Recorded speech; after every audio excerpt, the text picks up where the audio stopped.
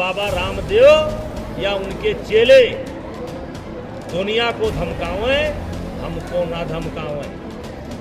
ब्रिजभूषण सिंह खड़े हैं किसान हित में, देश के किसानों के हित में ब्रिजभूषण सिंह खड़े हैं। और जो पांतांजलि के नाम का दुरुपयोग हो रहा है उसके लिए खड़े हैं। अगर कोई कोर्ट मुझको रामदेव जी के प्रकरण में जेल भेजती है तो मैं नंदनी नगर की धरती से खड़ा होकर के बोल रहा हूं, मैं जेल चला जाऊंगा लेकिन जमानत नहीं कराऊंगा। ये जो गऊ की उपेक्षा हो रही है, लोग गऊ छोड़ रहे हैं, गऊ के गले में तार लग रहा है, गऊ मर रही है, इसके कारण ये नकली खाद्य पदार्थ, दूध से बने हुए नकली खाद्य पदार्थ जो भी बना रहे हैं ये है, और इसके सम्राट हैं, इसके राजा हैं रामदेव। देखिए, आप लोग अवगत होंगे कि एक प्रकरण जो स्वतः निकला बाबा रामदेव के नकली घी का और महर्षि पांतांजलि के नाम के दुरुपयोग का, वो बात लगता है थोड़ी आगे बढ़ गई और इसीलिए बाबा जी के तरफ से हमें एक नोटिस आया है। नोटिस ये है कि 3 दिन के अंदर मैं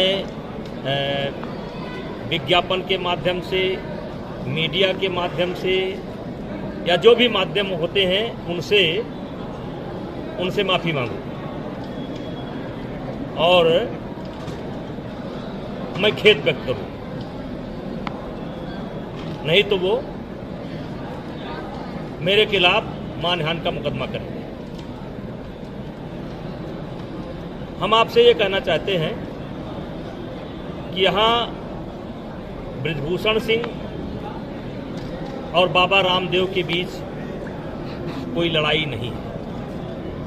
ब्रिजभूषण सिंह खड़े हैं किसान हित में, देश के किसानों के हित में ब्रिजभूषण सिंह खड़े हैं। और जो पांतांजलि के नाम का दुरुपयोग हो रहा है उसके लिए खड़े हैं। हमारी कोई व्यक्तिगत स्पर्धा उनसे नहीं है और इसीलिए किसान हित में, देश हित में, धर्म के हित में, संत महात्माओं के हित में अगर मुझे जेल भी जाना पड़े तो मैं जिंदगी भर जेल में रहने को तैयार हूं, मैं जमानत नहीं कराऊंगा।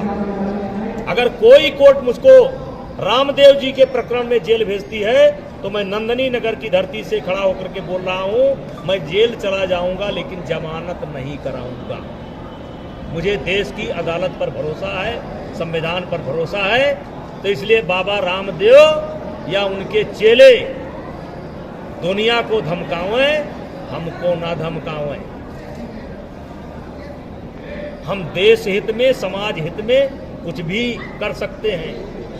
हम यहाँ पर जो बैठे हैं एक सामान्य परिवार में पैदा हुए और आज 6 बार से 7 बार से गोंडा की जनता, बलरामपुर की जनता, कैसरगंज की जनता जो मुझे बना रही है सांसद, विधायक, तो मैं रामदेव की कृपा पर नहीं बन रहा, मैं जनता की कृपा पर बन रहा हूँ और जनता मेरे साथ है। और उत्तराखंड सरकार ने और भारतीय सेना ने भी इनके कई सामानों पर प्रतिबंध लगा रखा है, फिर भी ये मार्केट में बिक रहे हैं और वहाँ नहीं चल रहे। देखिए, ये मैंने जो आपको दिया है इसमें बहुत कुछ है।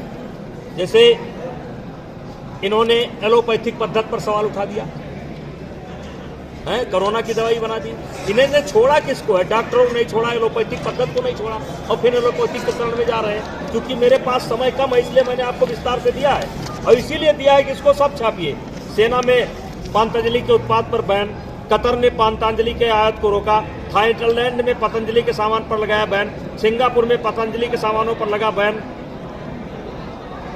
नाक में सरसों का तेल डालो, कोरोना से दूरी, फिर बनाया कोरोनिल, फिर बनाया मैगी। पहले कहते थे मैगी और फूड खाने से गंभीर बीमारी होती है, फिर खुद ही वही बेचने लगे। एक बड़ा, और उसके बाद में भी आपसे इतना विरोध क्यों कर रहे हैं? नहीं, मैं जो है, देखिए मेरा कोई विरोध नहीं है। मैं महर्षि पांतांजलि का वो सदुपयोग कर रहे हैं या दुरुपयोग कर रहे हैं, ये जिम्मा मैं देश के संतों को देता हूँ। और इसीलिए शीघ्र ही एक संतों का सम्मेलन बुलाऊंगा और जो कम से कम 7 दिन तक चलेगा और देश के संत फैसला लेंगे कि रामदेव को हक है कि नहीं है। अब यह आंदोलन देश के संतों के हाथ में। सांसद जी, जिस तरह से आने वाले दिनों में मैंने ये तय किया है कि शीघ्र ही महर्षि पतंजलि के जन्मभूमि पर पूरे देश के संतों का वो एक आह्वान करूंगा और 7 दिन तक वो कार्यक्रम चलेगा और मैं संत महात्माओं से आग्रह करता हूं और स्वयं मिलकर के आग्रह करूंगा कि महर्षि पतंजलि के नाम का दुरुपयोग और किसान के साथ हो रहे अन्याय का ये जो जन आंदोलन है, इस आंदोलन को संतों का आशीर्वाद मिलना चाहिए। क्योंकि आम आदमी जब थक जाता है, निराश हो जाता है, तो संत ही कमान उठाते हैं। और मैं देश के संतों से आह्वान कर रहा हूं कि महर्षि पतंजलि जी के भूमि पर आप आकर के अपना आशीर्वचन कहें और अगर मैं गलत हूं तो मुझको गलत कहें, यदि रामदेव गलत है तो रामदेव को गलत कहें। आगे जैसा आप चाहेंगे वैसा मैं करूंगा। ये आंदोलन में अब देश के संतों को और देश के आम नागरिकों को समर्पित करता हूं। रामदेव डुप्लीकेट खाद्यान्न है, उनके वो है राजा। लेकिन आज ये जो गऊ की उपेक्षा हो रही है, लोग गऊ छोड़ रहे हैं, गऊ के गले में तार लग रहा है, गऊ मर रही है, इसके कारण ये नकली खाद्य पदार्थ, दूध से बने हुए नकली खाद्य पदार्थ जो भी बना रहे हैं, ये है और इसके सम्राट हैं, इसके राजा हैं रामदेव।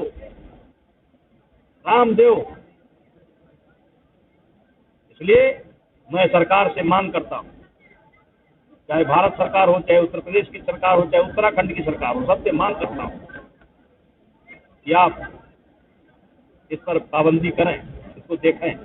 देखिए, कहते हैं विनाश काले विपरीत बुद्धि। गोस्वामी तुलसीदास जी ने लिखा है कि क्या कविता लिखा था भैया, जाको प्रभु दारुण दुख दीना। गोस्वामी तुलसीदास जी लिखते हैं, जाको प्रभु दारुण दुख दीना। जिसको दुख देना चाहते हैं उसकी मति को पहले लेते हैं। और दिनकर जी ने लिखा है, जब नाश मनुष्य का छाता है पहले विवेक मर जाता है। दिनकर जी ने लिखा है। तो ये हमारे महर्षि पतंजलि जी को